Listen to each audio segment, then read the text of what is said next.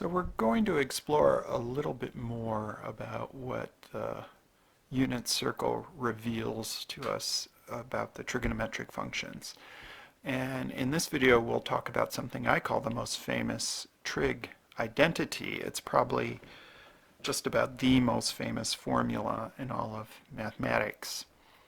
So let's let theta denote any angle at all. I've drawn a picture with theta in standard position, and xy is the point of intersection of the terminal side of theta with the unit circle. So we know the equation of the unit circle is x squared plus y squared equals 1, because the radius of the circle is 1. And we now know that that point xy over here can be described as cosine theta comma sine theta. The x coordinates the cosine of theta, the y coordinates the sine of theta. So I can plug into the equation of the circle and replace x with cosine theta. So I'll have cosine theta squared plus replace y with sine theta squared equals 1. Now, so we have cosine theta squared plus sine theta squared is equal to 1. That's true for any angle at all. This formula illustrates a relationship between the cosine and sine of an angle. Traditionally, this formula is written in a slightly different way, and you got to get used to the traditional notation. We write cosine squared theta plus sine squared theta. It means exactly the same thing. It's just a shorthand to avoid having to write down all the parentheses. If we didn't write the parentheses and we left the squares outside, the formula would be kind of ambiguous. So you want to get used to this form, but it's always okay to write the formula with parentheses because I think it's a little bit clearer that way. This formula is called an identity. It's called an identity because it's true for all angles. For any angle at all, this relationship holds. And it's called the Pythagorean identity. Just like the Pythagorean formula. And what does it have to do with a squared plus b squared equals c squared? Well, to see the connection, you got to think back to our background notes on circles, where the Pythagorean identity gives us the distance formula. The distance formula gives us the equation of circles. We're working from an equation of a circle to get this identity here. That's really the connection. And this is something you must memorize. And again, don't memorize it just out of the blue, cold. I'm going to pull up my yellow card of the unit circle. If you remember this relationship between x coordinates cosine theta, y coordinates sine theta on the unit circle, the equation of the unit circle is really just revealing this identity. X squared is cosine squared theta, cosine theta squared, plus y squared is sine theta squared, or sine squared theta, equals 1. So I just sort of add this onto my unit circle card because it's sort of a bonus feature that we get from it, but it's incredibly important. And let's just look at an example.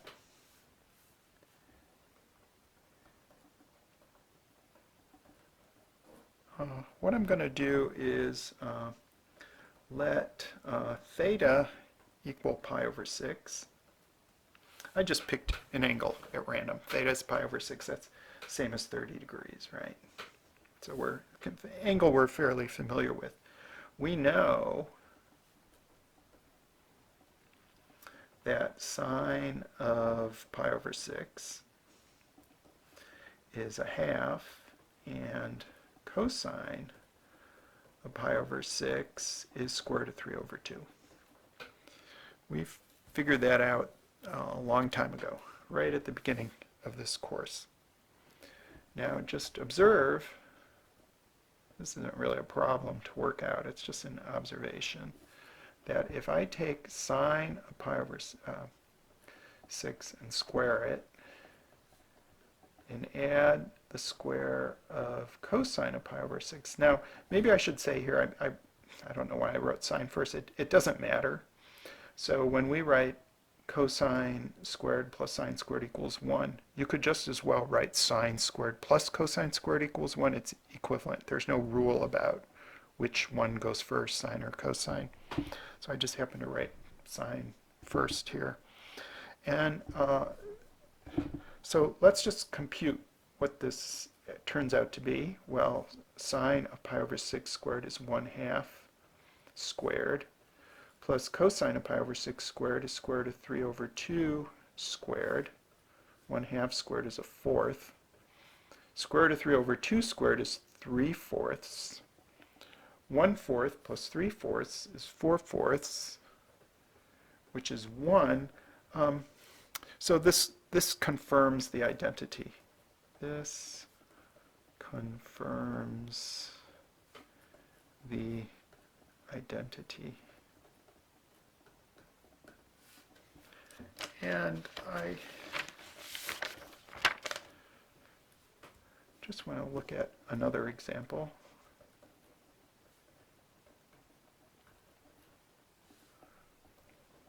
Something I'm sort of picking out at random here. Let's let theta equal 200 degrees. Now for 200 degrees, that's more than 180, right? Looks kind of like so. Can you see that the reference angle here, the reference angle is going to be 200 minus 180, or 20 degrees. Right there. And so this is not an angle whose values of sine and cosine we have memorized. So I'm going to compute sine of 200 degrees and cosine of 200 degrees, but I have to use a calculator. And so here's my calculator. And I think I was using a video where we were in radian mode, so I have to put myself back into degree mode. 200, I just entered 200 degrees sine. I get this ugly looking decimal. Now I'm in third quadrant, so these both better be negative, and I get negative point, I'm just going to round off 34202, 34202. And cosine 200 degrees, let's see, 200 cosine, again I get a big long messy decimal, I'm going to round off here a bit. Cosine 200 degrees, I get about negative 0.9396. So what happens if I take sine of 200 degrees and square it, and add it to cosine of 200 degrees and square it? Well, I should get 1 is the point. So what I would do is I would get negative 0.34202 squared plus negative 0.93969. I wanted to write 0.93969 squared. And I actually did this ahead of time on my calculator, and I got 0.11697768 plus 0.88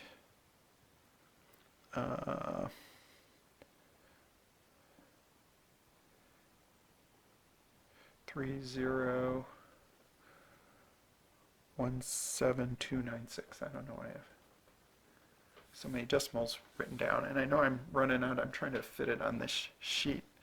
And when I add those together, I'm going to squeeze it on the bottom here because I only have one more line to write. I get On my calculator, I get 0.9994976. Now that's approximately equal to 1. And I just want you to see that it doesn't come out exact, not exact, because we were approximating.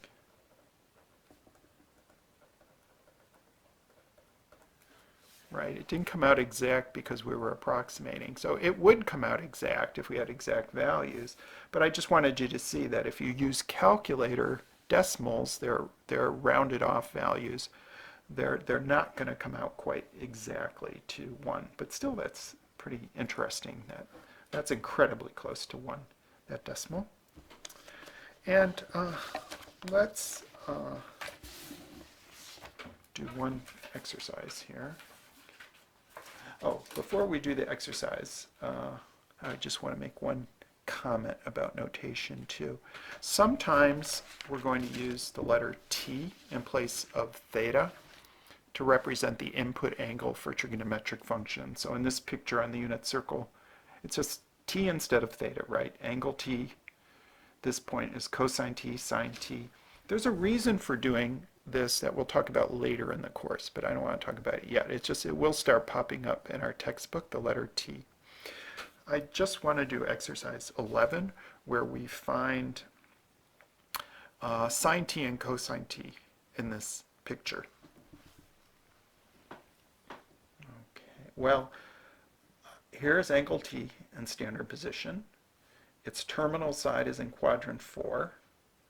The point of intersection with the unit circle is 1/4 y. So right off the bat, we see that cosine t is 1/4. So we got cosine t. Sine t is equal to y. So they didn't tell us what sine t was. But to find y, we're going to use that Pythagorean identity. We can use the fact that cosine t squared plus sine t squared is equal to 1. So 1/4 squared. I can plug in that value of sine t, of cosine t, sorry. Sine t we're calling y, so plus y squared equals 1.